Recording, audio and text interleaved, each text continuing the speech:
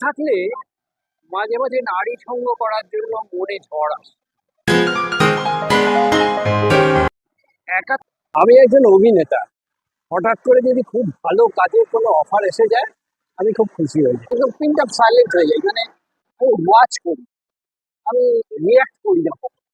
আসলে যে আমাকে বুঝবে এবং যে আমাকে সম্মান দেবে সেই নারীকেই আমার পছন্দ। মানসিক সুস্থতার জন্য ধৈর্য এবং বুদ্ধির প্রয়োজন। যে শিশু ছোটবেলা থেকেই মাতৃহারা তার পুরো জীবনটাই না পাওয়াই থেকে।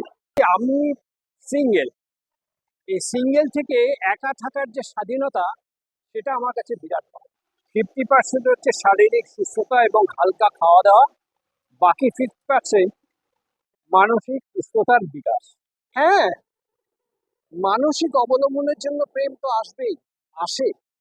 জীবনে চলতে চলতে মনের ভিতরে বহু একান্ত কথা জমে যায়, সেগুলি কাউকে শেয়ার করতে না পারলে, কাউকে মানে একজন প্রিয়জন যে সবচেয়ে প্রিয় হবে, সেটা শেয়ার করতে না পারলে তখন সত্যি একটা একঘেয়েমি এসে যায়।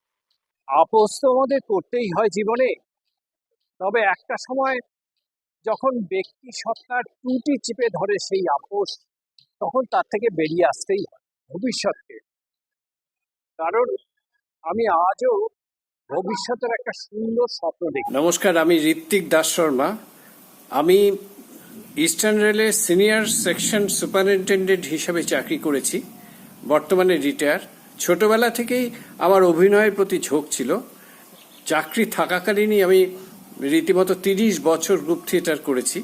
বর্তমানে আমি থিয়েটার, টেলিভিশন এবং ফিল্মে পেশাদার অভিনেতা হিসেবে কাজ করছি।